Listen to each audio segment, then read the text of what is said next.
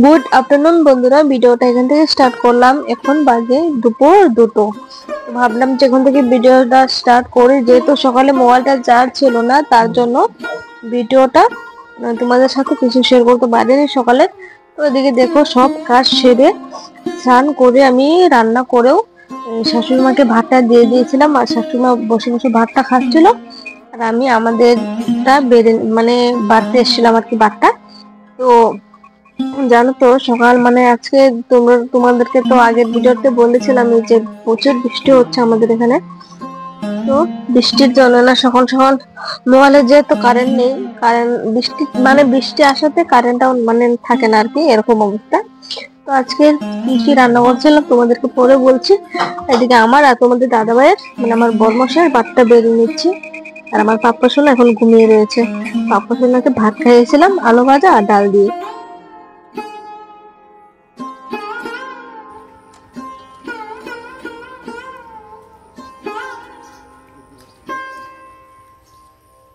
দেখো, ভাতটা বেড়ে নিয়ে চলে এসেছিলাম যে রান্নাঘর থেকে বড় করে, যেহেতু রান্নাঘরের জায়গা নেই, আর বৃষ্টি পড়ে যাওয়ার যতটুকু জায়গা ছিল ভিজে রয়েছে, সেখানে বসে আর ভাতটা খাওয়া যাবে না। তো তোমাদের দাদাভাইয়ের কাছে আমি ভাতের হাঁড়িটা দিয়ে দিলাম, আর আমি ডালের গামলাটুকু নিয়ে আসলাম, যাতে বারবার যাতে রান্নাঘর না যেতে হয় বৃষ্টির মধ্যে। ভাত একদম চলে নিয়ে এসেছিলাম বড় করে, আর একবারে চলে নিয়ে এসেছিলাম, না হলে কি হয় জানো তো, সন্ধ্যাবেলা আবার গিয়ে আনতে হয়। তো আজকে হলো যে একবারে নিয়ে চলে যাই, পরে যদি গরম করতে লাগে গ্যাসের মধ্যে গরম করে নেবো। আর এদিকে দেখো, ভাতটা আমাদের বেড়েও নিচ্ছি। জানি তো সকালে কিছু খাওয়া হয়নি, একটা বিস্কুট দিয়ে চা খাওয়া। এটা হচ্ছে কুমড়ো পাতার বড়া, এটা হচ্ছে তোমার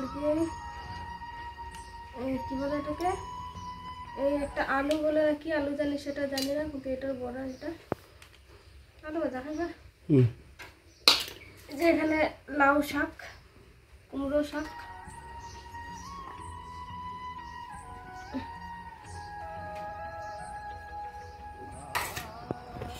আর এখানে রয়েছে মসুর ডাল।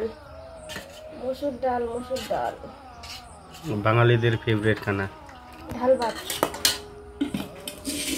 আচার নিয়ে আসতেছে, ফেভারিট আচার। বেশি খেতে পারবো না, আচার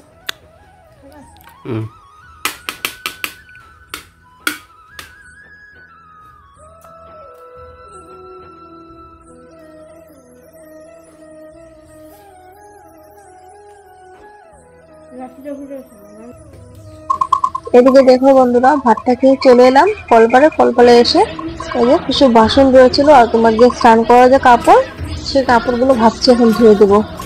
যেহেতু বৃষ্টিটা অল্প ছেড়েছে, বৃষ্টিটা ছাড়াতে বারান্দার মধ্যে কাপড়গুলো শুকিয়ে মেলে দিলে শুকিয়ে যাবে, না হলে কি হবে, এভাবে রেখে দিলে না কাপড় একটু কিরকম গন্ধ হয়, ভালো লাগে না। তো যে পরা কাপড়গুলো, যে কাপড়টা পরেছিলাম স্নান করার আগে, সেটা ধোয়া হয়নি আর কি, এমনি রেখে দিয়েছিলাম বৃষ্টি পড়ার জন্য, যেহেতু বৃষ্টি পড়ছিল অনেক, তার জন্য আর ধোয়া হয়নি, এখন ধুয়ে দিচ্ছি।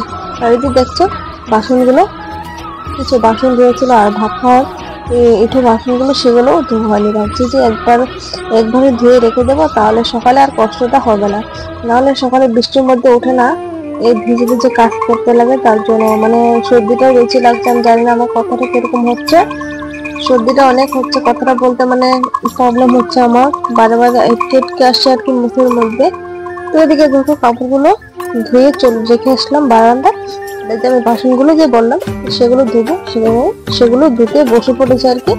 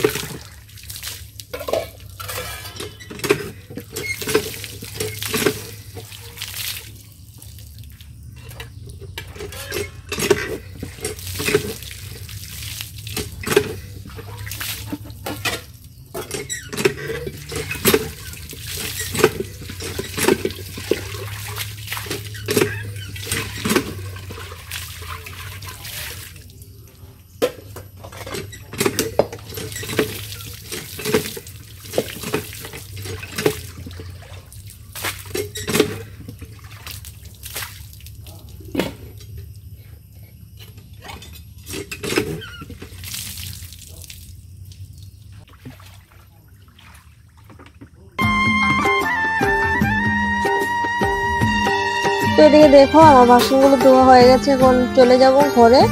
তো বাসনগুলো ঘরে রেখে দেবো, এখন আর রান্নাঘরে যাবো না, কালকে সকালে যেহেতু রান্নাঘরে ঢুকতেই লাগবে, তার জন্য বাসনগুলো এখন আমাদের যে ঘরে থাকি সে ঘরে রেখে দেবো। আর এখানে দেখো, যেহেতু তোমাদেরকে অল্প আগে বলেছিলাম যে কোথাও না যাব, তো সেটাই আর কি যাচ্ছি। এটা এই যে এই গ্রামটা, সেটা কিন্তু আমাদের গ্রাম, আমরা যে গ্রামে থাকি সেই গ্রাম। এটা এটা আমাদের বেঙ্গলি মানে বাঙালি মানুষ গ্রামটা। এটার মধ্যে কোনো মুসলিম বা অন্য জাতি নেই, শুধুমাত্র আমরা বেঙ্গলি মানুষই আসে, আর অন্য জাতি নেই। আমরা এখন যাব তোমার কি অল্প দোকানে যাব, দোকানে তোমাদের দাদাভাই জানি না কেন বা যাবে, আর পাপা শোনা ভীষণ জিদ করছিল দোকানে কেন, দোকানে গিয়ে মানে কি বস্তু খাবে, তার জন্য দোকানে যাওয়া হবে এখন।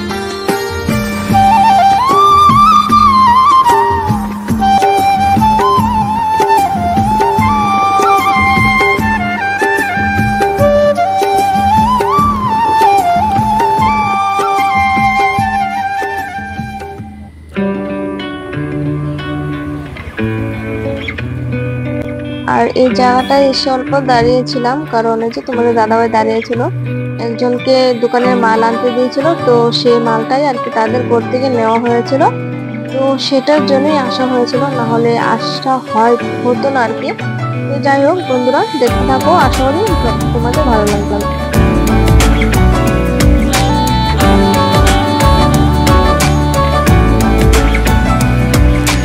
ভাল লাগে হাঁটতে তোর হাত ধরে, ভাবনা তোর আসছে দিন রাত ধরে। ঝড় বৃষ্টি এসে একদম পানি পানি হয়ে গেছে সারাটা রাস্তা, তোমাদেরকে দেখাচ্ছি, দাঁড়াও। পানি আর পানি।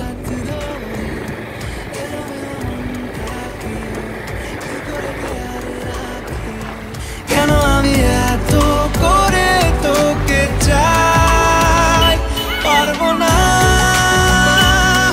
আমি ছাড়তে তোকে, পারবো না আমি ভুলতে তোকে, পারবো না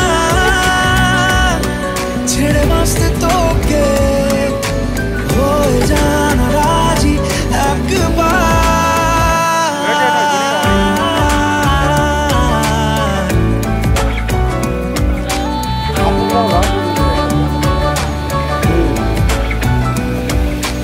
ভাল লাগে চাইলে তুই আর চোখে, চাইছি তোর ওই দু চোখ আর তোকে।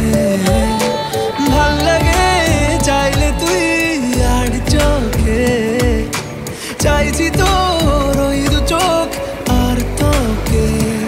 এলোমেলো দিস করে সারাটা দুপুর ধরে, বসে বসে বুনে চলি কল্পনায়, পারবো না আমি ছাড়তে তোকে, পারবো না আমি ভুলতে তোকে, পারবো না ছেড়ে বাঁচতে তোকে, হয়ে জানা রাজি একবার। ও ভাই, বেসন মাছ আছে, বেসন যাইব কতটি পাইছ? এত বড় জাল পাচ্ছ,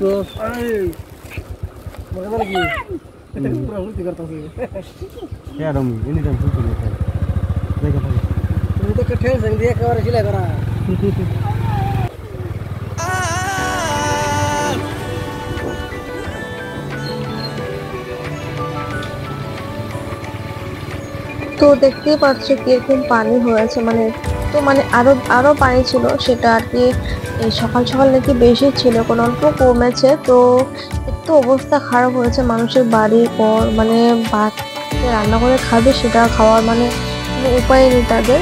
তো এখান থেকে এসে না তোমাকে মানে দেখে এসে ভীষণ খারাপ লেগেছিল, তো খারাপ লাগার আর কিছু নেই, তা আমার কি করবো, কিছু তো করতে পারবো না, সেটা আর কি বলা যায়।